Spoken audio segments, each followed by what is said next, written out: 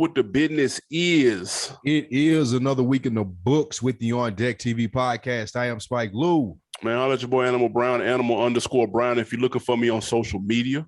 I am Spike Lou on them same social streets. Holla at your boy. Been waiting for this episode for it seems like, 5 years now? Basically. Yeah, it's finally here, man. King Kendrick. Finally, it's a real thing. It happened. It dropped. I'm excited. If you are familiar with the On Deck TV show, first and foremost, go copy you a t-shirt if you haven't done that yet. But you know how we break this down with the reviews, Mr. Morale, and what is it, the High Steppers? The Big Steppers. The Big High Steppers was Dion and them, goddamn. Facts. Mr. Morale and the Big Steppers album review from the On Deck TV show. We will get to that, break it down, give you a review, and let you know what we thought. And we're going to bring in our homie Chris Platte from Strictly Hoops and Hip Hop. If you're familiar with the show, again, you know him. Before we get to that, Tretch from Naughty by Nature says it is so disrespectful to ask anybody about their top five. Imagine that. And your man Puff, he hosted the Billboard Awards and got roasted on these tweet streets. And your man Freddie Gibbs didn't have a great night in Buffalo, but he still hit the stage. We'll get into that. But first and foremost, we wouldn't be doing any justice if we didn't talk about the YSL indictments. Last week during the show with our guy J Hove, at the end during our wins and our losses, the news came through that Young Thug, Gunna, and 28 people from the YSL label were locked up for RICO charges, state charges here in Atlanta, Georgia. We're going to go over everything we know, give our opinions on the indictments. Animal Brown, I'll toss it over to you and tell me what you think about Young Thug's future and these indictments that came down on YSL. Yeah, because since this news broke while we were recording last Monday, they raided his house, found some drugs, some guns. They done put 7 more felonies on top of Thug, which can't look good. I can't imagine that looking positive in any way, shape, form, or fashion. The RICO stuff is tricky. I'm not going to pretend like I know this law shit like that. However, from what we've seen with other artists, it has not ended very well. YFN Lucci is locked up currently on a RICO charge, and you probably forgot that he was even locked up until this news right here popped back up. They done hid him, dude. Like, we don't know what's going on with that. We saw what happened with Casanova up in New York. Like, he just pleaded guilty. He just took a plea. He was like, fuck it, I'm finna plead guilty, because he done got snitched on by somebody else that got bammed in his RICO case. So I guess that's the point of bringing in so many people. You got the little dogs that probably wasn't really doing nothing, and they gonna tell on the big dogs or at least the most popular famous name to save their ass, which then backs the big dog in a corner to where they have to plead. Because from what I understand, taking this shit to trial is a losing battle. So with that being said, they denied Thug bail. They denied Gunna bail. It's not looking good. I would say for Thug right now, I don't know if they got anything that's really going to stick on Gunna, but it's a very, very crazy situation. Gunna has one of the highest selling albums this year, and Thug is one of the highest streaming artists in hip hop, period. Over billions and billions of streams on Spotify, dude. So this is nuts, to say the least. Is at his prime, you would say the Thug is probably? Yeah, he only about 2 albums in technically. So like he's relatively early in like being known on that level like that. We know he got mixtapes and singles on featured on everybody's shit, but he was really coming into his own. Same with Gunna. That Pushing P took off this year. Facts. He was the corporate companies ran with it. Have we ever seen a rapper at this stage in their career get locked up like this? Yeah, I mean, can you remember? Pac? For the rape charge, yeah. That was big. That was big, but we knew he was going to get out. Same for Wayne and T.I., and that's true. There was always an end date. Other than Bootsy got locked up, and Gucci didn't know if he was going to see murder Yeah. Shine. And Gucci Shine. Okay. Yeah. So there have been people that have been facing very serious charges like Young Thug. We could maybe argue and say that Young Thug is probably one of the most popular ones that has, even with the people who name other than maybe Pac. Right. The RICO charges came down. Usually these are federal charges, but this is the state that's charging Young Thug with that. And what does that mean? Usually federal investigations or investigations that are RICOs cost a lot of money. Mm-hmm. So they've dedicated a lot of resources into this. And this all stems from the beef with Lucci and his crew. What's the name of they? YFN and YSL. It was, if you didn't know or you're not privy to Atlanta streets, they've been beefing for maybe the last 7 or 8 years. People have said it's been talked about in our group chat. I've heard about it at the barbershop. So it's like a known thing that these guys have been beefing in the streets. And it's been said that this is where the RICO stuff stems from, because there were so many murders and there were so many shootings. It wasn't just, oh, they're rapping about killing and shooting people, or, oh, they're selling drugs. It was like, oh, there's a war going on outside. And the DA from this county, Fulton County, which is in Georgia, said that she's, quote, cleaning up the streets from this war by locking up YSL. Yeah. So that's how we got here. That's what happened for the people that don't know and just like, oh, Young Thug got locked up because he's a rapper and he raps about guns and drugs. It's not technically it. Yeah. Although they are using lyrics in this case, though.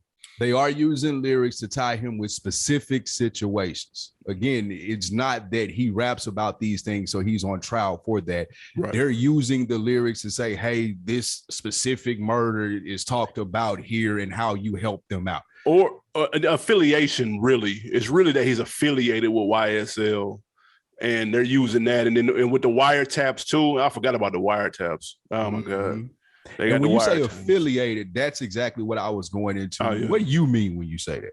What did you take from it? To my knowledge, that's what they're trying to say, that he's every time he's on there repping YSL in a sense of a gang sense, not a music label sense. When he uses it in terms of a gang sense, I guess that's all they need to say to tie it together. And then when you do that, and then you add together the Instagram pictures with people who they believe to be in the gang YSL that may not be artists, when you put them in the same places and then you hear them talking and repping each other on music and stuff, then that's what they need to connect the dots, apparently. We'll see if any of that sticks, but that's how I took it.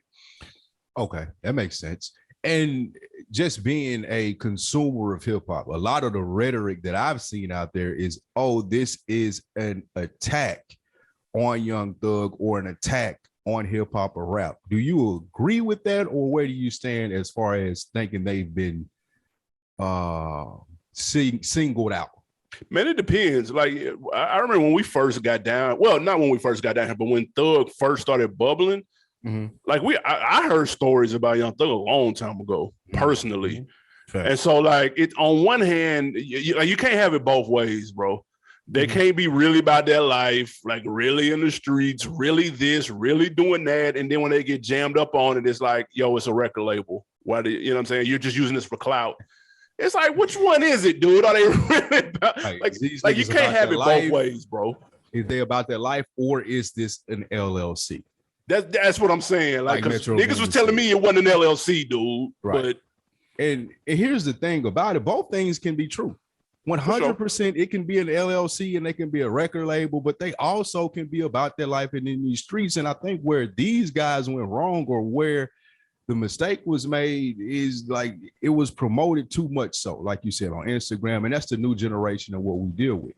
But the chicken before the egg thing here comes to, if they weren't promoting it, they wouldn't be as popular. Hence, they wouldn't have a deal with 300 or Warner, which is who funds this. So then the question could come to Miss Fannie T. Willis, who is the district attorney here in Fulton County that's prosecuting these guys. And she says, oh, you can't just be a rapper and absolve yourself of the stuff that's going on in your name. Okay, I understand that. That makes sense. Like, you can't just be out here promoting violence. So if she is really about their life, then why not go after 300 or Warner Brothers? Because Young Thug don't have this money to get to these niggas to go out and commit these crimes if he ain't signed a 300. Like you told me just now, when we got down here, they was doing their thing YSL. It wasn't all over Instagram and shit like that, but it was known in the streets like these niggas is about it. They about their life. But it wasn't funded by a major record label. So at what point, if we gonna lock Young Thug up and say, okay, well, yeah, you can't just rap about that and these niggas just can't go out in the streets and do this, at what point do we say, okay, well, 300 clearly understood how popular he was. They know why he's popular. They're giving him money to stay this popular. Why we can't bring them in on the indictment? How you feel about that? Because the thought process is that because like, as you just mentioned, we heard about them before the deal. Mm-hmm. So the thought process is, if that's how you were getting it before the deal and that's all you knew, and that's fine. Environment shit, cool, we get it. I understand that. When you get the bag though, that's when it's time to be a rap star. That's when it's time to be a rock star.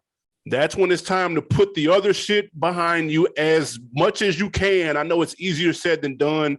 Take the hood out the nigga, take the nigga out, whatever the case may be. But we're going to look at you like, bro, you got millions in the bank right now, bro. You're sitting in a fucking 10 by 12 or whatever little bitty ass cell that shit is, dude, in inhumane conditions, apparently, with millions in the bank, bro. Nobody's going to feel sorry for you if you're on phone taps putting hits out on niggas, bro. Nobody's gonna feel sorry for you when you got M's in the bank, bro. It's one thing when you don't know any better. Before you got M's, now you got M's. People gonna be like, why are you still on it? Why can't you just ignore niggas, bro? Why come Lucci and Thug just can't ignore each other and act like the other doesn't exist? Where would they learn that from, bro? And that's in like, how would I know the answer to that? And that's a great point.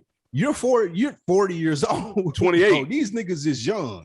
And I'm not saying that you're wrong, but I am saying that if we're going to come and throw this wide net on here, and like you said, Young Thug shouldn't be dumb enough to be on the phone telling niggas to get killed. I don't know. I'm not sure how that falls out. But at the same time, if there's a dude that's giving him money for this record label, like you said, this shit was happening to some extent before they got this money. Before they allegedly got 300. To some extent, allegedly, right. But now, like you said, since we've been here, it's blown up even more.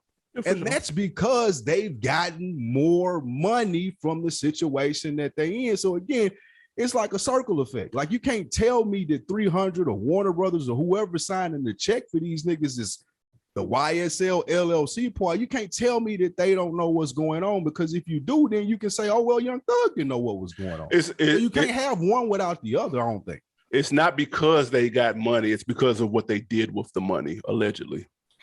Who? YSL, bro. You can't be like, well, because they got money, then that automatically escalated the beat. Like, no. I understand that. I'm not absolving them because they got money. Oh, okay. I'm saying they were, like you said, they were doing this before they got money. Right. It's not on the scale that they started doing it when they got money. RICO cases are usually people getting prosecuted because what they're doing is generating the money, like the mob. Sure.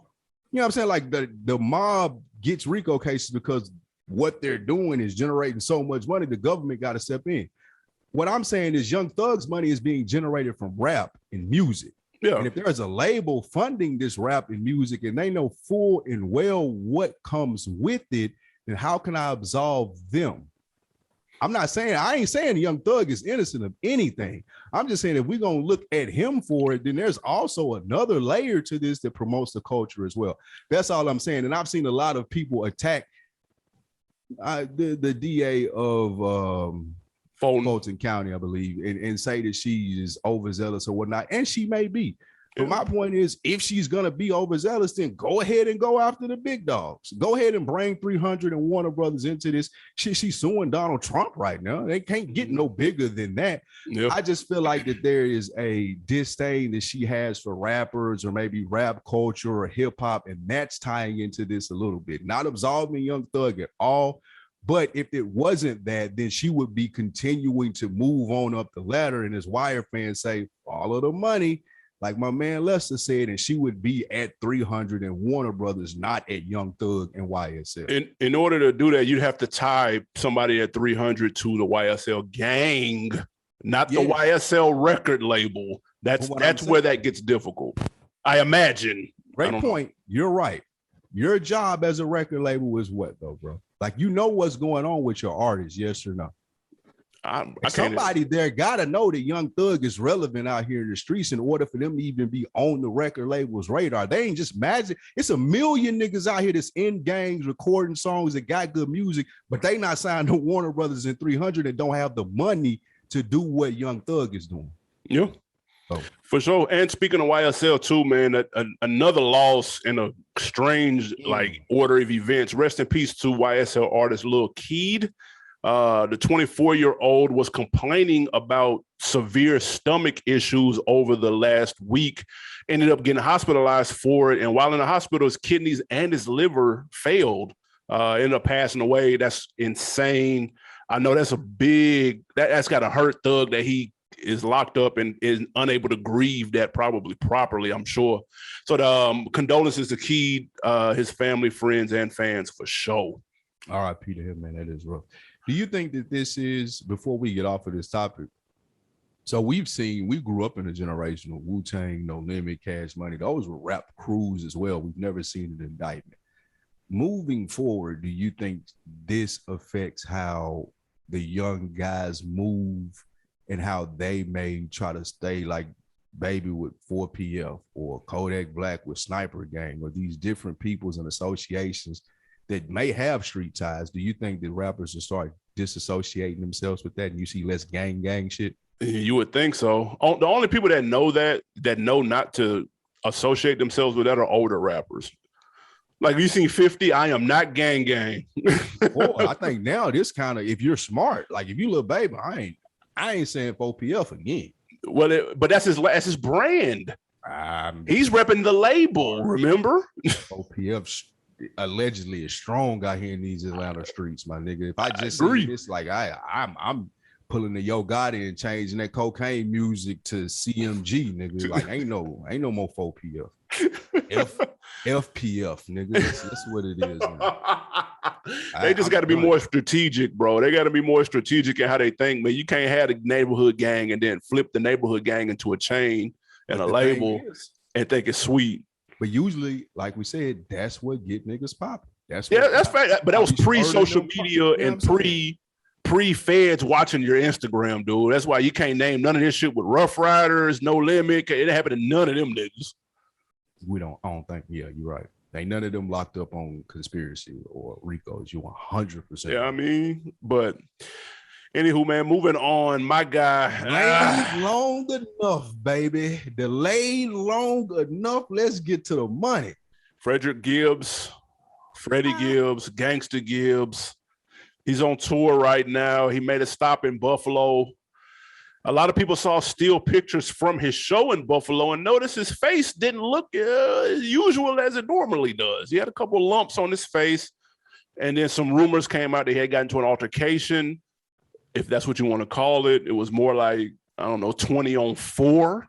It looked crazy when the video came out in TMZ in a barbecue restaurant of him getting jumped by several goons. Allegedly, this may or may not be tied to Benny the Butcher beef.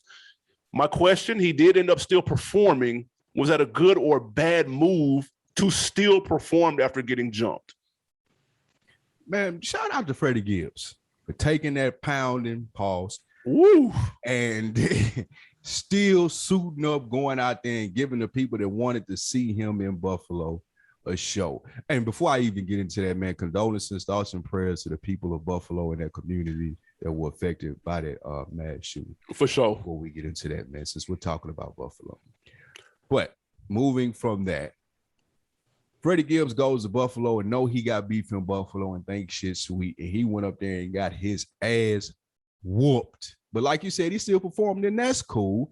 But what I think the bigger story here is we don't know if it was a Black Soprano family. No, we don't know if Gibbs, we don't know if Benny had anything to do with it. But what we do know is that a couple of weeks ago, maybe a month ago, Benny the Butcher and Freddie Gibbs were going back and forth on social media. And this started with Freddie Gibbs leaning into his persona, Bad Bunny. I'm this funny guy on social media. And I talked about on this show many a times before. There's going to be a point in time, everybody ain't playing with you, bro. And it's cool that you're this internet funny person and that your fans like this and that you think you can get this off, but everybody ain't on the same type of time. So some of the stuff that I saw, oh, it would take 20 niggas to beat up Freddie Gibbs, or, oh man, no, it don't. It don't. And it was 20 niggas whooping his ass, but when you're trying to send a message, this is what you do. One, don't play with me. Whoever he was playing with, and he played with them the wrong way, I'm going to send a message. I could have sent one nigga to whoop your ass so we could have fought straight up, but that ain't what this is. You didn't really disrespect me. You just play with me, so I'm going to show you how we play, especially if you think you can come up here and perform and think shit going to be sweet. Freddie Gibbs and whoever he got into it with, I think they of a different generation. Freddie Gibbs is older, but he's still of this new internet generation and think that you can do the Twitter finger stuff. And like he said, when he allegedly got into it with Jim Jones, oh, these are my show dates in New York. Okay. Jim Jones going to show you again when you come back to New York playing, or even if he still does it after this incident, like he said he would, everybody ain't on the same type of time. And I know niggas like Jeezy is sitting back just laughing. Yeah, probably so. Because he never got the opportunity to show Freddie Gibbs that you can't play with everybody like you play with academics, bro. It's cool that you do it with niggas like that. That's fine. And if I was whoever he got into it with, I would reach out to him and let him know, look, bro, it ain't no problem. But I do want you to understand I don't play like that. Don't ever apply. I'm going to show you what disrespectful and respectful is to me. You clearly were disrespectful, and this is what happens when you disrespect me. Now, we can be cordial moving forward. I ain't never got to speak on this again, but this is how I play. Clearly, I've seen how you played. So you want to keep playing or not? And yeah. This is we've talked about this before over the incident and what happened in Miami with Jim Jones. And I said this on record. Of course, we know Freddie Gibbs is my guy. I've been listening to his music for a while now. I don't like what he's become. I don't like the character that he is putting himself on to be, seeing that he gets attention and retweets and impressions and all of this stuff from their social media games, only to take L's repeatedly in real life. That has to get old. You are entirely too grown and have too much to lose to think that this is a good idea. It's one thing when Tekashi does it and he's 22 years old and he doesn't know any better.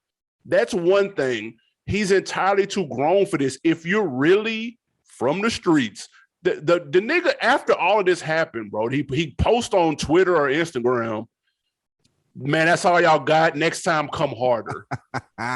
Bro, you want niggas to pull up and shoot at you next time, bro? Because they've already done that. It's already happened, allegedly, when with niggas you got into it with Jim Jones years ago in New York, bro. I heard him tell the story on Combat Jack, and he was scared telling the story, bro. Like, nobody wants to get shot at, dude. Only niggas that want to get shot at think that shit cool, or niggas that have never been shot at or in a situation where gunshots was ringing off. Man, that shit is not fun, dude. You took the words right out of my mouth, and this is what makes me think that Freddie Gibbs can't hang with a lot of niggas. Like, it gotta be like, what is it called? ESN? What is that shit called? ESGN. It can't be a lot of them. And I ain't saying that because he got jumped by 20 niggas in Buffalo. I'm saying that because after that shit, and he goes and tweets it and be like, oh, that's all you got. Because you're exactly right. If I'm rolling with this nigga, I'm like, bro, what are you doing? Hey, what if you that nigga assistant, bro? Them niggas just whooped us. What do you want them to do? Come and shoot you? Do you want somebody to come and kill you? Because that's what's happening when you go to Twitter, when you run to Twitter and be like, oh, that's it? Oh, that's it. Oh, academics is going to pick this up. Oh, this is going to be cool. Everybody's going to retweet this. Boom. Oh, my God, you're dead. Rest in peace, Freddie Gibbs. Another sad show. Bro. Like, come on, bro. Take your... And that's another thing that I seen that I really didn't like, when people like, oh, Freddie Gibbs rapping this gangster stuff. Like, you can be from the streets and take L's. That's for sure. Like, niggas get beat no, up, you can take an L. Anybody can take an L. Niggas get beat up, bro. Yeah, it happens. How you respond after a loss is what make you a real nigga or not. And running to Twitter and being like, that's all you got, and putting your life in further danger for some niggas is clearly outmatching you. That's dumb. That's just dumb. That's stupid, bro. Yeah, it's ignorant. and it's giving me again. It's giving me Tekashi vibes, bro. It's giving me Tekashi vibes when he went on Breakfast Club and invited Danger. We said it on the show. As soon as that happened, we knew everything was a shuck from there on out. If you had any questions or doubts, we said, oh, dude is for the show. As soon as he said those words on Breakfast Club, and I'm getting the vibe of Freddie Gibbs that he's just running the internet game and playing a character game. And that shit is not a good look, bro. You cannot keep talking shit on the internet and get whooped before people stop paying attention to you and your music, bro. And this shit is all over, dude. It goes to what I said. You said I was playing favorites, and here's another instance in this show where I'm right. I'm going to get to it later when we talk about this Kodak Black and Kendrick, but right here, I said it. I said he looked real funny in the light, claiming to be a real nigga and continuing to poke and jab at Jeezy. Not because I love Jeezy or I'm a big Jeezy fan. I was just like, well, that ain't what real niggas do. I know a lot of real niggas, and I've never seen a real nigga act like that. You're just proving me right. I'm just saying. Kudos to him performing, though. That'd have been, if he didn't perform, that'd have been lame. Yeah. That would have been whack. Rapper like that was dope, right there. Yeah, that was awesome. Lean into that, bro. Lean into the rap shit. And to be fair, he didn't get, for the numbers to be as lopsided as they was, that could have been way worse because he was still on 2 feet. And again, like, you got to think too, with what we just talked about with YSL, Benny is older like us. For sure. And now Gibbs is same. We're all in the same age group, bro. No, Gibbs too. Okay, yeah, absolutely. But what I'm saying and what I was about to say is on that, he didn't go tell them niggas to whoop Gibbs. That's just understood. He came to Buffalo. He got a problem with me. I'm from Buffalo. So like you said, it ain't as bad as it could have been. Them niggas wasn't trying to hurt. They just wanted to send a message. This is for sure. Message. All right, now, that being said, man, shout out to Freddie Gibbs. Hope he leaned into that rap shit, man. That would be dope of him to do, and I think his fans would also like that instead of the tough shit. Moving right along, man, before we get to this Kendrick Lamar review from the On Deck TV show, your man Puff hosted the Billboard Music Awards, the BMAs. Yeah. He announced the brand new Love Records, Are You Here? For the resurgence of old Diddy, doing what he want to out here in these streets. Diddy was out here promoting his ass off while he was hosting this show. You gonna do it right? Yeah. Listen, he debuted a new single with Bryson Tiller to open the show. He gave several shout outs to his associates. French Montana was there. DJ Khaled was there. He's got a new album on the way, and he's got Love Records. I don't know where Bad Boy Records is, but Love Records is apparently a thing. I didn't think he did as bad of a job as people were wearing him out online. Did he do anything like extra funny or anything? Not necessarily, but I wasn't looking for Puff to be funny. I was just looking for him to be entertaining and just to do Puff shit. And for the most part, I got that. I thought the skit, or maybe not the skit with his butler, I still don't know if that was a skit.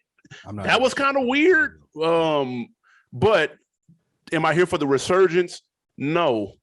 Although the song that he came out to with Bryson Tiller actually didn't sound half bad, though, to be fair. The song was okay. I was like, oh, that ain't bad. I ain't mad at that. But I don't need a whole Diddy project, though. I don't need a Dirty Money or Diddy or whatever he's going to do, however he's going to frame it. I don't need that. I don't necessarily need to hear anything else from Puff. I would much rather him find some new talent. And if it's Love Records, then revamp that and bring that to the forefront. He'll be the first to do 2 labels that way. Every time somebody tries to reinvent a label, it never works, dude. Death Row went to The Row. It didn't work. Murder Inc. went to The Inc. It didn't work. No Limit went to the new No Limit. It didn't work. Probably the only person who's ever been able to pull out is Birdman with Cash Money. So if Puff could do this with Love Records and make that like a big thing like he did with Bad Boy, that would be dope. Oh, my bad. Jay did it with Rockefeller and Rock Nation. Jay and Birdman are the only 2 that I can think of off the dome. So Puff to be added in that conversation would be dope. An album, no, I can skip that. I'm here for everything Puff trying to do at this point in his life, man. He rich, successful, and took a lot of chances, and failed a lot, then made a lot of money, then succeeded a lot. So If he wants to go and host the VMAs off script, not be funny, promote his ass off because these white folks gave him a check, I'm here for it. I think that he's at that stage in his life and he's showing it where I don't have to go as hard to get the dollars no more because I've established myself as Puff. You see me, I'm here, I make money doing that. I'm going to have fun, hence Love Records and me doing that now. I like this. I like the idea. I like of what we have been talking about with hip hop, turning the page, not focus as much and being as ageist as we've been in the past, letting somebody like Puff put an album out at this stage in his career with all the dope pens and all the dope people that are doing music right now and fucking go on tour like the Rolling Stones or like U2 or like he's Bono or somebody. I'm here for Puff playing stadiums and being fucking a superstar at 60 years old. Like I could see that. And I think that the BMAs was prepping people up to see him back out in these streets, back in your face. I ain't promoting no new talent. I got about 20 more years left. I'm going to be Sammy Davis Jr., nigga. I'm here for Puff doing that. He got enough money to do it. He been trying for years to get people to get where he wanted them to be. Hence your man Los.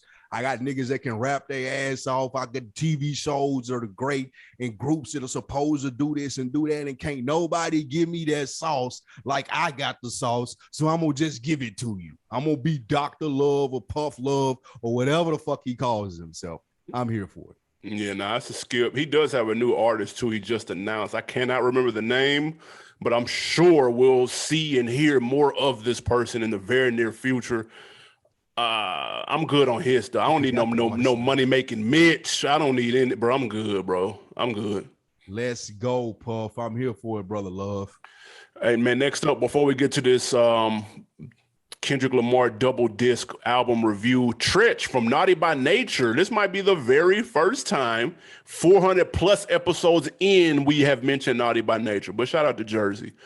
Tretch said it is disrespectful to ask another artist who their top 5 or top 10 rapper list is.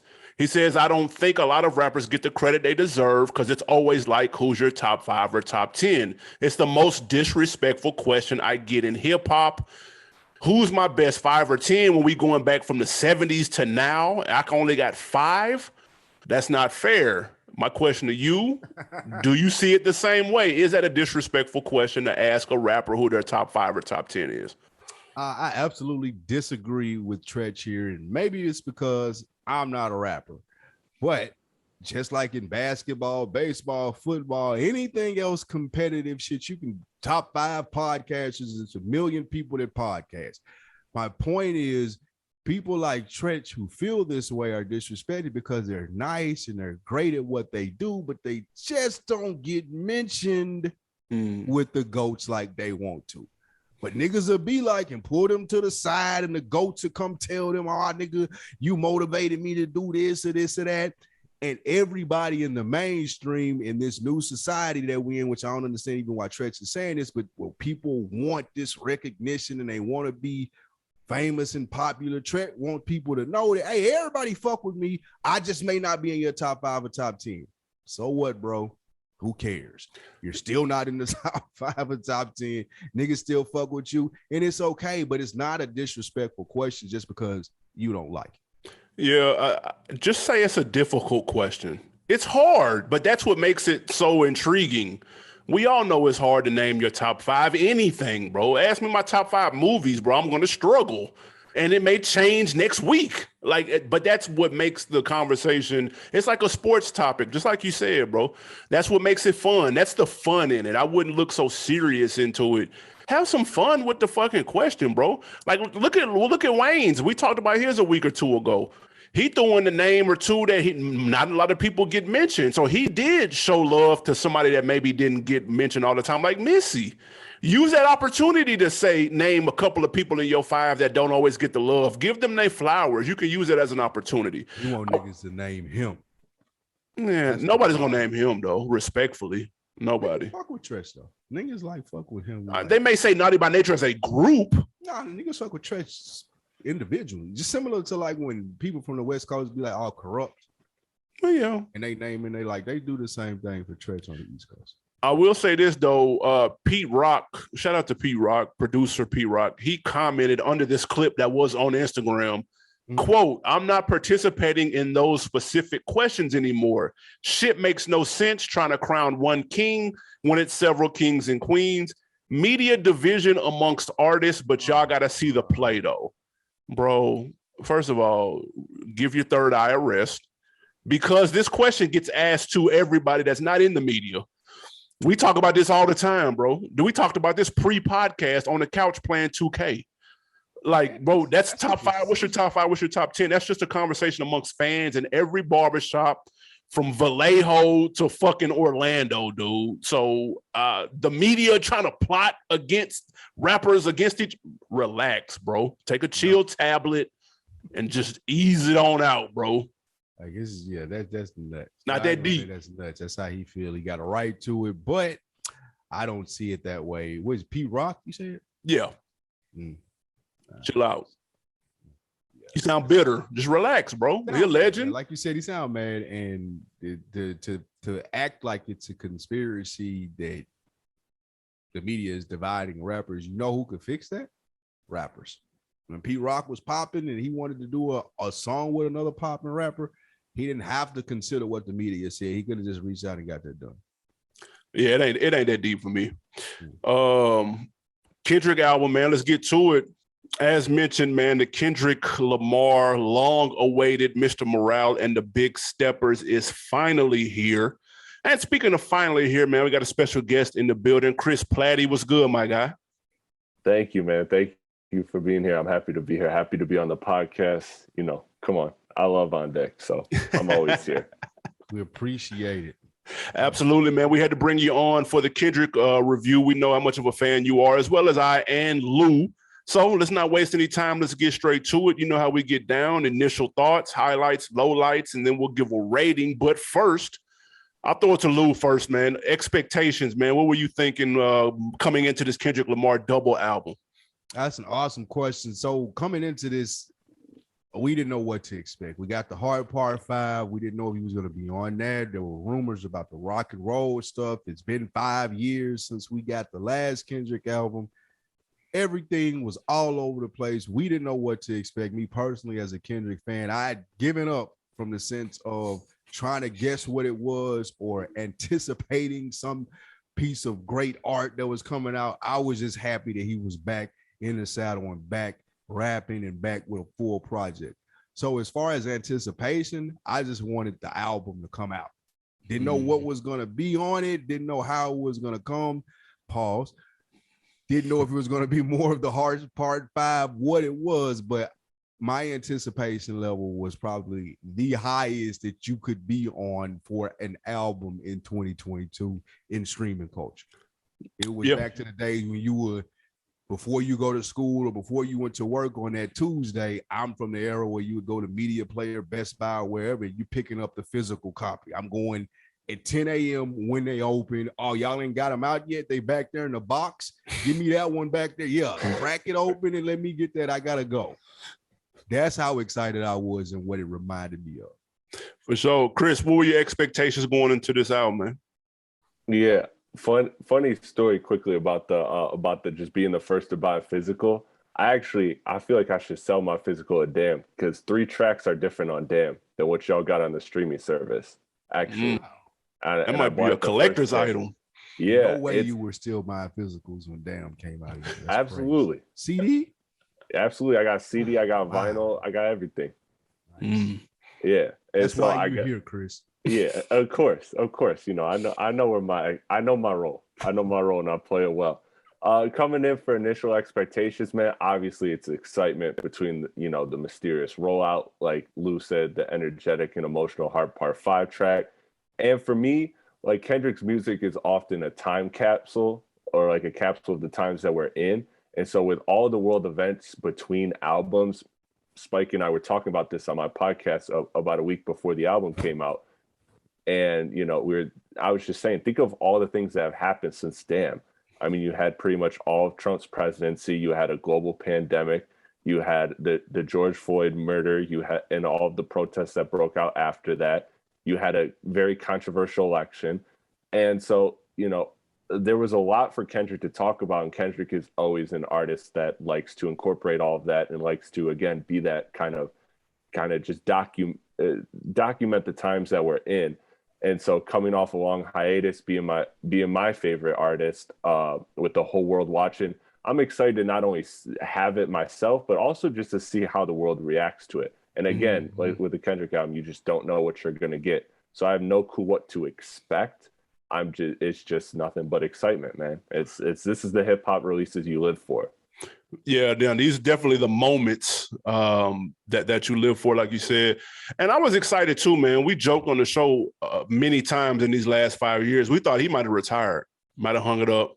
Whether we definitely believe that or not, listen, I was on the fence, bro. Like after I got the COVID and the quarantine year, I understood that. I just knew 2021 he was going to drop though. So when that didn't happen, and then here we are damn near halfway through 2022, I was like, fuck it, man. He might just be on another planet right now. But he made the announcement for the album, and then the Heart Part 5 came out, and that's when things really got started. That video went viral almost instantly because number one, how fire the song was, and two, how dope the video was. So then you like, okay, he still got it. You know what I mean? We heard him on Baby Keem single late last year, and he snapped on that. We see Smoking on Top 5. We're like, okay, like that's the energy that we're here for. But the Hard Part 5 put the anticipation through the roof, bro. I'm not even gonna hold you. Yeah. And once they said it was a double album, and it was like, man, like because he got a lot to unpack. Like you said, he got a lot to touch on in these last 5 years, bro. So my anticipation was definitely through the roof. And let's get straight to initial thoughts, though. I want to know what you thought. Chris, what did you think on the first listen? Before I get to that, I want to ask a question. I want to ask an honest question to you guys, because you guys have been in the game longer than I have. And me being a huge Kendrick fan, like this is, and honestly, in my lifetime, probably one of the most anticipated hip hop releases I've been around. Where would you say, if you had even like a range of where it would rank as far as your excitement for it? That's up there with 444. 444 was anticipated. A lot of people didn't know people thought Jay was gonna hang it up. Yeah. We didn't expect the whole album. And I feel like one of those Drake records was really hyped up. I think it was Views? It's either Views or Scorpion might have been really hyped up. I can't. One of the two was stupid hyped. Yeah.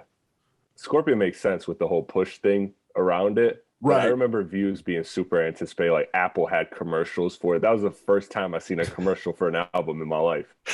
I'm not gonna hold you. Yes. Man. So when I'm thinking about releases and anticipation, the first one I think about, and I know we probably spoke about this before, you and I, Chris Platte, you said you went and got this, that Jeezy, Thug Motivation, easily. First CD I ever bought. And I remember just like waiting on that, and it's 100%. Taking it back further than that, I would say it had to be some No Limit stuff, just because they had to come in soon, and they built the anticipation for it. So if it maybe, I want to say it was either Ghetto Dope or The Last Don. It was either one of those. Probably The Last Don, because he was retiring, and it was again a double CD. I remember anticipating that very heavily. Nothing to recently though, nothing to date like this for me. I remember what you guys are talking about with the Drake, but nothing just like that. Like Jeezy would be the most recent thing, like while I'm waiting on like this. That's a good, real quick. 50s Get Rich or Die Trying was hyped too. Good one. That was a good one. That was supremely hyped. People were definitely waiting on that. So that's another one. But I'm sure there's others. Just off the top of my head, I can't think. But those are probably some of the most anticipated albums ever. Real talk. Yep. Yeah, it shows you rarefied air. Rarefied air. So initial thoughts, reactions to Animal Brown, to answer your question. Here's how I know, and what made me realize that Kendrick Lamar was the GOAT. You, Animal Brown, came to our group chat, and this is I've never seen this done before for an album ever in my life. I've been knowing you for 20 plus years. No, you've never done it. I don't know if other people have done it, but I don't know those people. You came to our group chat and you said, guys, please no spoilers on the Kendrick album. I haven't listened yet. Never in my life have I seen anyone do that for a music CD. And just when I thought you were insane and you were crazy for saying that, your bored old brethren, Locke from FSP fame, doubles down on it and say, yeah, wait. Hey, guys, stop. Don't talk about it at 12 p.m. either, because I haven't listened either. And I'm like, man, these guys are fucking crazy. So I'm going out and I'm listening, trying to see what people think. And people, I have to sit with this. Give me a minute to listen to this Kendrick Lamar before I give you a review. Mind you, we are in the culture of instant takes and everybody running to Twitter. And there was some of that out there. For sure. But everybody who respected music and who fucked with this, to your point, Chris, about anticipation levels, this is different. You don't get this with Drake. You don't get this with J. Cole. Respectfully, those guys do what they do. But this and what he put out, and even when you listen to it on that first listen, like we're talking about with initial reaction, you're like, oh, wait. I ain't even finna tell nobody what I think yet because I'm sure I missed something. So don't even ask me, nigga. It was a whole lot of don't even ask me yet, bro. And that's how I know he to go. Nah, I feel that. Chris, when you first heard it, Chris, did you have similar thoughts? What did you think, man? I mean, to be honest, I was confused. I expected different sounds, different styles. No Kendrick album's the same. But I still wasn't prepared for what I got. There was no songs I disliked, but I remember only a few songs being like right away knowing, oh, these are songs I'm gonna like. And I think what threw me off was I was kind of expecting like Damn 2.0 in a sense, with his feature on Family Ties, the letter he wrote saying God speaks through my music. I just read it as he was coming to kill all these rappers. And instead we got like the most personal Kendrick album ever. And again, I'm also anticipating him commenting on everything that's going on in the world. And he had that within the album, but it wasn't as prominent as you would think. Like To Pimp a Butterfly is a lot about the world around him. Good Kid's about the world around him. And then Damn and this album have been more so centered around himself. And so I just wasn't really ready for that. It threw me off. And weirdly, for the first time in Kendrick's career, I also kind of heard songs and moments that I felt like weren't distinctly him.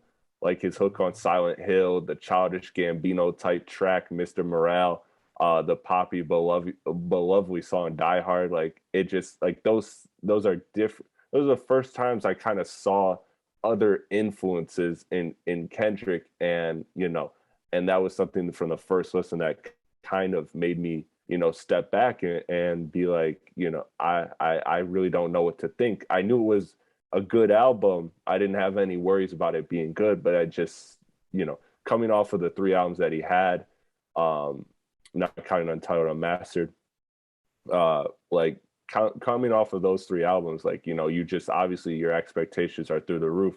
And so I wouldn't say disappointed, but I was just left a little confused after the first listen. Yeah. That first listen, it was a lot.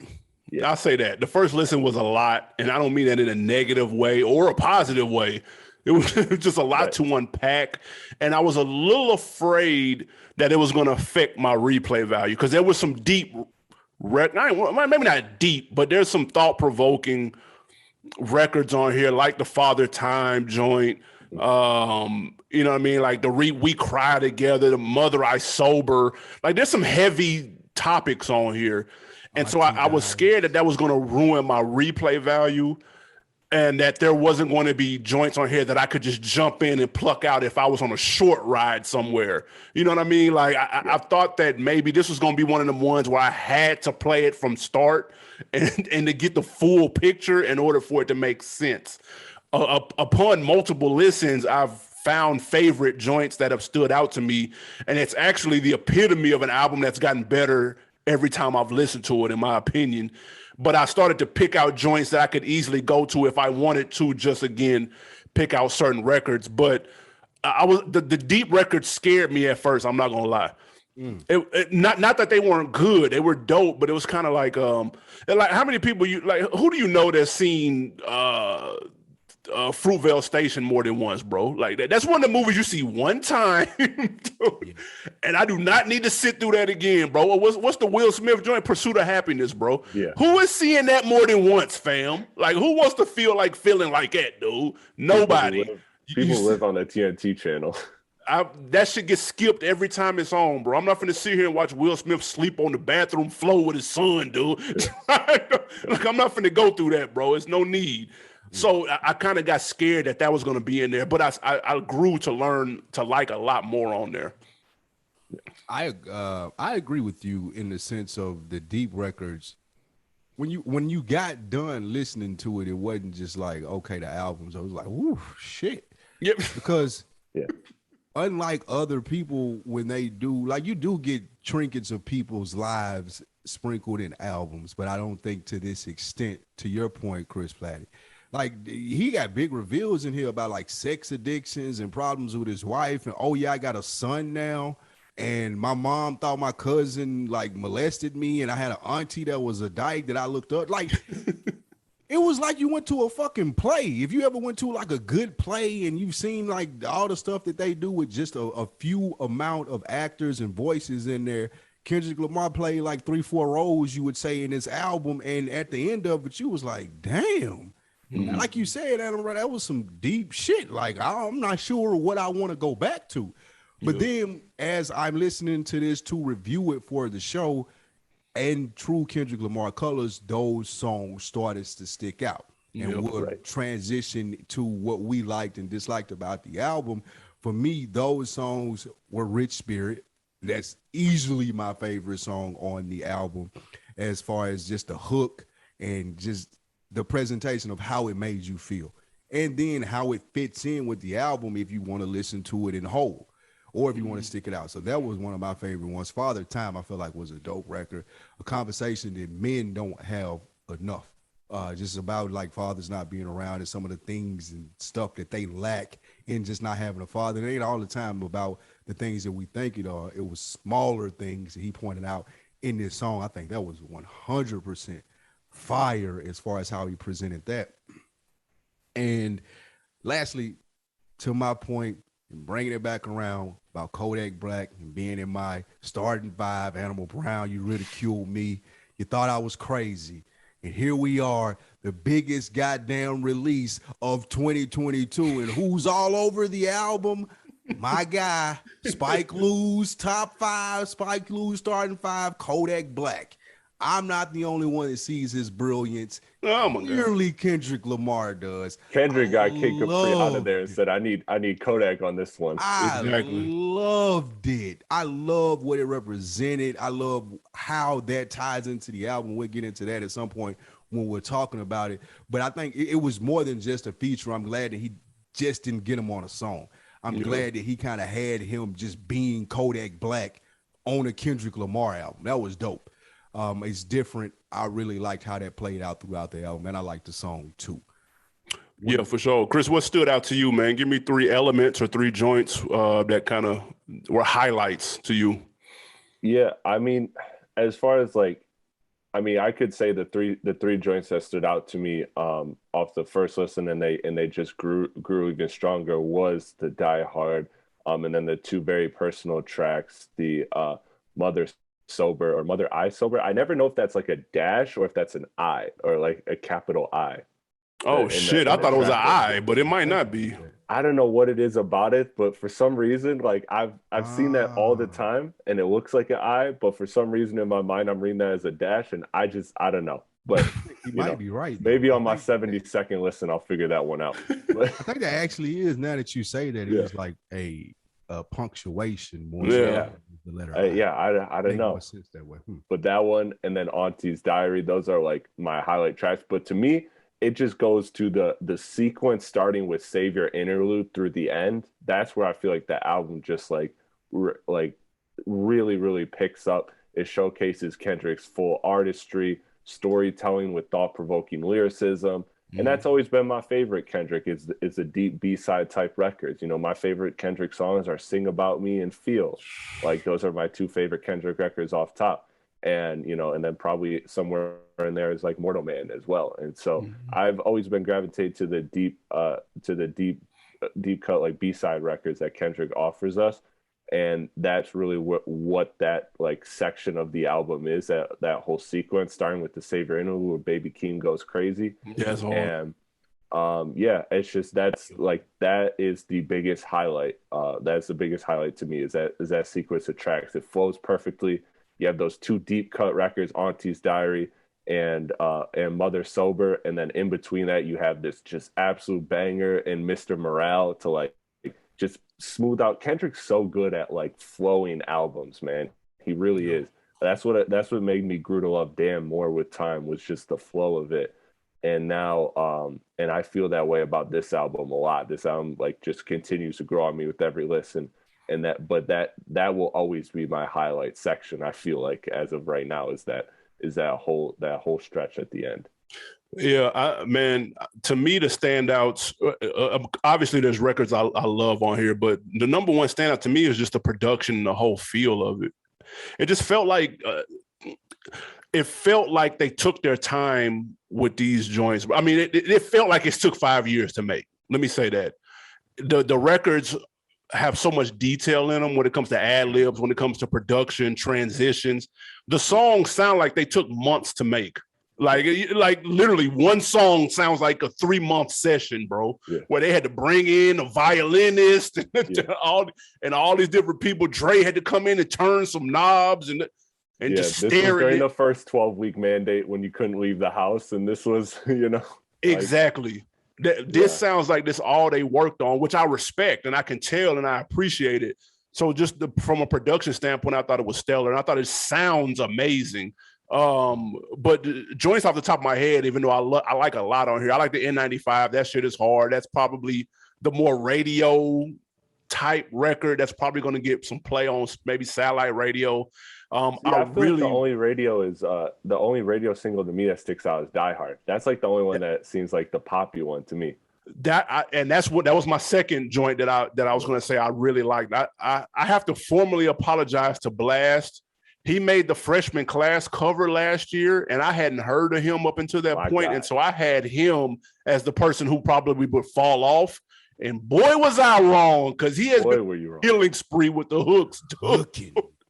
I apologize, Blast. My fault, big dog. And he murdered that Die Hard.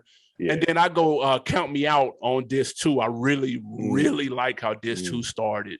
Yeah. But it's a lot of heat on here, though, dude. It's a lot of fucking heat. With that being said, though, can't love everything. If there was a low light, Lou, what would you pick, even if it's nitpicking, or if it's an actual real low light? What you got? I don't really actually have a low light from a sense of, I think that everything was predominantly good, but I got to probably the most controversial song on here, and I had to skip it. That We Cry Together. That's one of them songs where you like, I saw somebody put it perfectly on Twitter. He was like, man, am I supposed to be hearing this? Did they mean to press record? Is this like, what's going on here? But the brilliance in it, because a lot of people have had those conversations before and been in those exact arguments. So to listen to it and be listening to a rap, like I said, it sound like a play, but to be listening to a hip hop album and be like, damn, and it still makes sense within the album and still be a standalone track that people are talking about and making the internets go wild is like what you need to do today. So I get it, but for me, it just didn't. It didn't hit. It didn't. Well, excuse me, it hit, but it just didn't work. I don't need to hear it again. It's like what you said, Adam Brown, with the Fruitvale Station shit. Right. It was powerful, but I'm good. You can take that one off my copy. Platte, what you got, man? Is there any lowlights for you?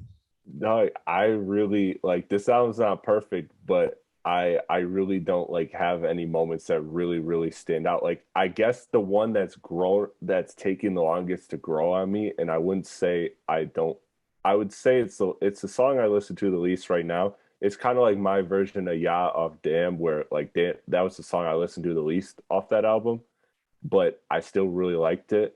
And that for me is Crown. I just I'm growing to like it more and more each time I listen to it, but it's still that one that kind of is not there for me. And it's like the only one I kind of really lose interest in. Even though I again, I'm growing to like it more and more each listen, but it's weird. It's weird because I also identified this album isn't perfect, and like to me, it's not To Pimp a Butterfly, it's not Good Kid, and it might not be Damn. Damn grew on me a lot, so maybe this album will as well. But for some reason, even though I acknowledge that it's not on those levels, I also don't really know what to pick or change about it. Like what do you change? Even like the features, I was not sure about. This is a lot of features for a Kendrick album, and it's a lot of unusual people, not in terms of who's there, but also who's missing. Like no Anna Wise that I know of, and she's been on every Kendrick album. No Mixed by Ali credits, which is really interesting too. No TDE. Yeah, just almost no TD period. I mean, I know Soundwave was involved in this, but yeah. I don't know. I mean, I guess that would be the only other low light, but even the features, they all do their thing. Blast absolutely kills it. Kodak does his thing. Like, I have no complaints of any of the features, but maybe too many features. But you tell me what to take out. I don't know what to take out. Well, I'll tell you what to take out, and that's the Ghostface feature. But then again, I am the last Wu-Tang fan on earth. Right. I did the Purple Hearts you put it in a good way. That's the one that's taking the longest to grow on me. That's a good way to put it, because it's not that I think the song is whack. Right. It's just the one that's taking the longest for me to rock with. And that's the biggest complaint, air quote, I can have with it, man. But I think this is one that's going to take time for me to really process it. And I've been listening like crazy. And to be honest, I haven't really wanted to hear anything else other than this at this time. But I got to give this a little bit more time to see exactly how much replay value it really has over time. Give me a 1 to 5 rating, Lou. What do you think of this, Mr. Morale and the Big Stepper? I ain't even no mystery for me, man. The only other album I think I did this with Benny. I'm gonna go ahead and give you 5 because I don't see it getting any worse. It continues to get better every time that I listen. I'm in the same boat of you. Like, I've only wanted to hear this if I'm listening to music. Find something new every time. It's more interesting every time. And I wanted to ask you two guys this, and you can give it to me in your rating. When I did listen to this and got done the first time, part of the reason why I'm giving it 5 mics, a lot of music today, you digest it and it's so quick, you move on, you're done with it. I don't know if I'm crazy for saying this. I was talking to someone else who said the same thing here, but I listened to this and I felt good after listening to, like, damn, that was dope. Like, after you walk out of a dope movie or you see something that's like, you go to the fucking High Museum down here in Atlanta, for example, you see some dope art, you're like, that was pretty cool. I'm glad I did that. It's very rare that I have that sentiment with music. And when I got done with this, especially with that song placed at the end with the mom and the sober, Mom Not Sober, that was pretty dope. And I walked away from the album like, damn, I'm glad I listened to that. It made me a little bit perkier or happier that day in first listen. So I don't think this is anything less than a classic. I agree. It was an experience. Yes, that's the best way that I could kind of put it. And when I was listening that first time, the video, the Hard Part 5 video did me like this too. I pressed play on the video and I couldn't take my eyes off of it the first time I watched it. And I immediately wanted to run it back. Like, immediately. It was no question that was going to get played again. I felt the same way about this album.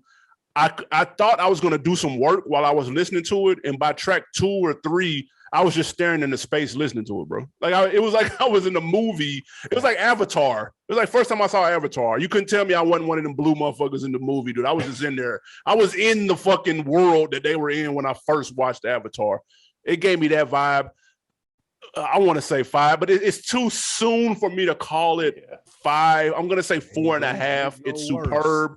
But don't be surprised if I crown it 5 later on in the year. Don't get no worse, man. You might as well make this shit unanimous. The Source didn't give you 5 Mike albums by saying, I'm going to revisit this in 2 weeks. Give it 5. You know what this is. Chris, what you gave him, man? Like, man, listen, you got me rethinking everything here, man. You're know making what y'all know, because y'all know what this is. Yeah. We're in a society now that won't reward you guys for having that take, though. But this is a classic album. Yeah. And they have only been 5 days, but this shit ain't gonna get no worse. I promise. I want to, that's what you're really saying. That's getting me, is that it's not gonna get worse. And when you're telling AB that it's gonna grow on time, so don't if it's gonna grow, then why do you have to rate it lower than it should be? And so I had it as 4.5 out of 5, but I think I got to go with the 5 then. I really do, because you make a hell of an argument. I like it more and more each time. The only I guess kind of knock on it is that, to me, as of right now, and I feel less and less like this every time I listen to it, though, is that the album is mostly meant for headphones and live performances. Like, think about that. Like that Super Bowl when he had all them big steppers, he was trying to tell us before what's going on. I can't wait to see this live. Yeah. Oh no! Listen, tickets getting copped as soon as they go on sale. Yeah, charge me for those tickets right now. He'll withdraw. You can pick a seat in the building. I don't even gotta be next to nobody. Just tell me where's gonna be at and when. I'm there. Yeah, exactly. I'm glad you mentioned that. Yeah, exactly. Here in Detroit, Red Hot Chili Peppers are here that same day, and my boy bought tickets, and he's just like, "Well, guess I'm selling those tickets." You put them on StubHub, buddy. Yeah, they'll be back. Yeah, but see the Red Hot Chili Peppers again. Oh man, yeah, that's an easy one. But this album, man, it's just like it just grows on me every time. Again, it's just still the shock kind of setting in of, again, coming off of Family Ties. I'm thinking I'm getting like Humble DNA and all that, and there's still, as I listen to it, there's not those there's some moments of those, but they're not on those level. But that's totally okay, because when I look at an artist and their discography, especially someone like Kendrick, he's said this in interviews. He looks at he looks at the longevity of his career. And that's why he said he made To Pimp a Butterfly when he did, is because everybody was expecting him to do Damn after Good Kid. And he said, no, he wants to, space out his career and and the longevity of it, and kind of just have these albums tell a story. And that's why I think this album is going to grow even more appreciation within the discography of Kendrick, because this is I first saw this tweet by a white girl, so I was like, I did not think I was gonna adopt this take, but she was like, I don't know who she even was, but she was like, this feels like his 444, and I was just like, oh, that's kind of lazy. Like, okay, like 2 albums about cheating, like, okay, really? But I sat with them more, and it kind of does make sense to me. The album's clearly about building family. And that's not just through the relationship, but that's like just in general building his family. I mean, he had the 2 children in between this album, and got married in between this album too. Yeah, also got married in between this album. So he's, and again, about the person, just the way he got so personal. He never mentioned his girl's name. I'm a big Kendrick fan. I didn't know what her name was, and I knew what she looked like. I saw a few pictures of her, but I had no idea what her name was. You could have given me a million names. Yep. I'd have been like, okay. And then hearing him reference his son's name on the album a lot, and having his daughter do vocals on the album, like, this is just a very personal album. And I think people who are willing to sit and grow with music will rank this album higher in his discography. Again, I don't know if it's gonna, I don't know where it's gonna be. If it's gonna be, to me, it seems like it's gonna end up somewhere either above or below Damn, which to me is his 3rd best album. But I know Kendrick said it's his 1st best album, but he needs to listen to his own music again, because that is not touching Good Kid or To Pimp a Butterfly. But Damn is a good album, and I feel like it's gonna sit somewhere in that range, but I honestly don't know where, because it just keeps like we say in the review, it just keeps growing on you with every listen. Yeah, and that's where it's going to get tricky. He's going to have one of the hardest discographies to when it's all said and done. It's going to be tough to kind of rank his stuff, man. But y'all guys, let us know in the comments, man. What do you think about this Kendrick Lamar, Mr. Morale and the Big Steppers? Was it worth the wait? Are we gassing it, or do you think it's a classic as well? Chris, tell them where they can find you at, man. Where they can follow you, bro. Thank you, man. And listen, I didn't shout it out when I came out, but I need to. Shout out that jersey you got, man. Shout out that Pistons teal jersey. Oh my God. I got the Grant Hill one. I got the Grant Hill one myself. You know what the deal is. Got to get the Cade one next year. Oh yeah, Earth with those jerseys. Oh yeah. Oh please, like, that's how I know you don't go outside. Classic. that is a jersey that not even Piston fans got.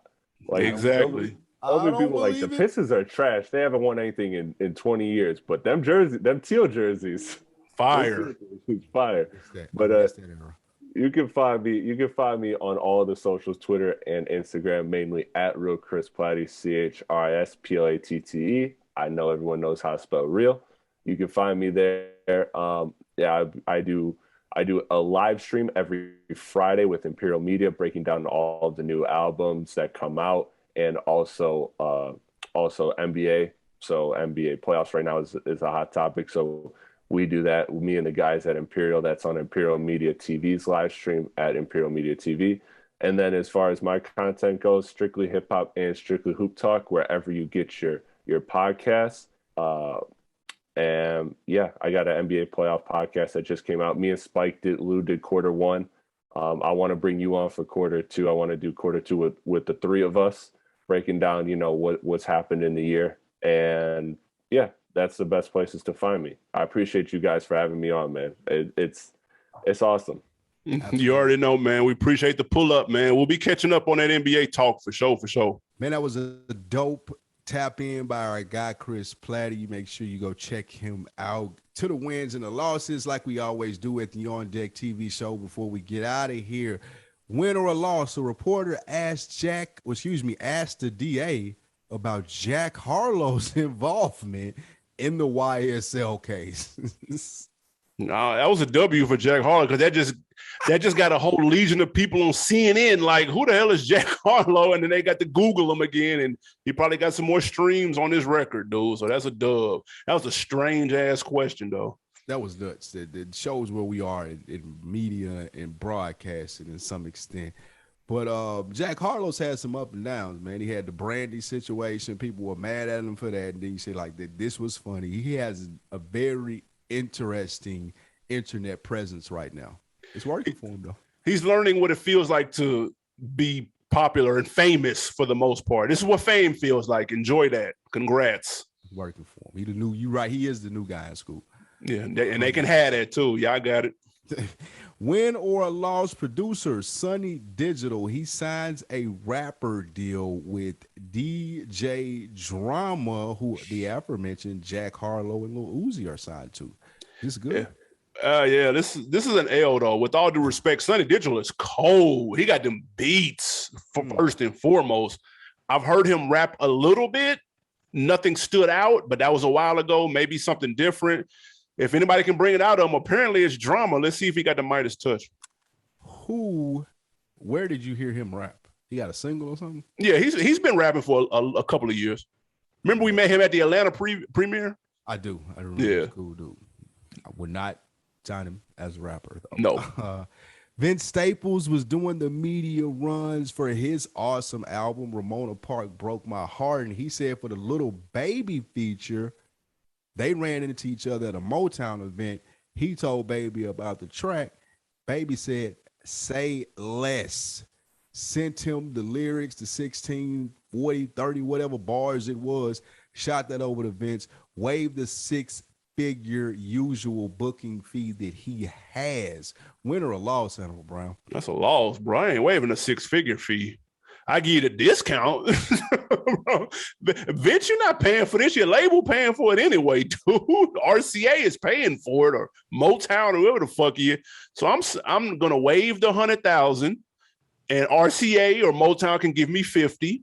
Cool, bet. And the story will go, baby gave me a discount. He a real nigga, and I would appreciate that. Made a good record. No. Once again, Animal Brown, you are wrong. This is a big W, and here's why. Niggas know how Vince Staples get down and who he's affiliated and associated with. So if I can go to LA and Vince Staples is a friend of mine and I gave me, the hottest nigga in the game, a track, absolutely. Because now I got his homeboys on speed dial with him when I'm in LA and I need that protection, because you gonna need it when you go out there regardless of who you are. I got another verse for you, actually, my nigga. We do this every year. As long as you the only nigga I gotta call when I touch down in LA, and we good, because you're gonna have to call somebody. Dope move by Lil Baby. Respectable, man. On deck of the week, we're going to IG. Shout out to YDK_Vaughn. He commented, first of all, he sent us the new Chance the Rapper song that he has with Vic Mensa. And he said, would y'all check out a Vic Mensa Chance the Rapper tape? Are you here for that combo? No. Before you even done reading it, no. I hate Chance's new song. We fell into the shuck by even talking about him on the show. I don't even know how that happened. Chance just like he robbed hip hop of moments and money. He ought to just go hide, dude. Like you won, you got over, dude. It's cool, but you out of here, bro. Like I would never check anything Chance the Rapper out again that had to do with music. If he was acting, I'd watch a movie or a TV show. I'd even go to a play and say, hey, former rapper Chance is in here. I'd go do that. But I'm never in my life listening to another Chance the Rapper album or project. I'm not doing that. Yeah, I'm not here for it either, although the song with him and Vic Mensa is straight, though. That song is cool. I'll never know. Because Vic Mensa cold, though. Vic Mensa's okay. Has he recovered from like that rock and roll phase? He snapped out of that. Okay, I'll listen to him. That's what I'm saying. He was out there for a minute. He was bullshitting. The hair, the leather pants. I seen it was nuts. Yeah, he looked wild. What you put on, man? Give me something good. Put on, man. If you've been watching Atlanta and you're like me, wondering what the fuck is going on, and this is not what you signed up for, then I have the show for you. If you know BJ Novak, he played on The Office. I can't even remember his name on The Office, but he was a dickhead dude. But he has a show called The Premise. It's on FX and it's on Hulu. And those one-off episodes that they're doing of Atlanta, he has a full TV show just like that. Black people stuff, white people stuff. It is fire. It's called The Premise. Again, they're like one-off episodes, similar like Twilight Zone, but it reminds me just like the Atlanta episodes have been this season that have not been involving the main cast. It's a full season of those. Season 2 comes out soon, I believe, but the season 1 is on Hulu. The first 2 episodes I've seen absolutely fucking amazing. Again, I ain't knocking Atlanta for what they're doing. I just didn't sign up for it there, but they're doing it over here at The Premise, and it's absolutely fire. All right, fair enough. I definitely check that out, man. I put on YouTube. Guys, I know you guys are familiar with Earn Your Leisure. Assets Over Liabilities is the show that they have on Revolt. YG had a really good episode. They talk to artists about business. So I got to hear YG from a business perspective, and it was really dope. He gave a lot of good insight. I'm a big fan of that show. I think they've had like Soulja Boy on there. Angela Yee was on there. Ross was on there. So they talk business. T.I. was on there, and it's all about the business side of the entertainment and how they put it to use for them. And YG talks about the first deal he signed that was some bullshit and how he got his shit back. It was really good, because normally YG just talking about fucking hard bottom shoes and Nike Cortezes and shit. So it was good to see another side of YG, man. So I would check that out even if you're not even into him in particular, but if you into the business tip, like I know a lot of y'all out there are, check out Assets Over Liabilities. Absolutely. And as always, this is the On Deck TV show. Show us you're a supporter by going and copying a t-shirt, man. The link is in the bio. We got the summer colors and flavors for you. Go cop, support Black businesses and the real. Yes, sir, man. Until the next time, we are out.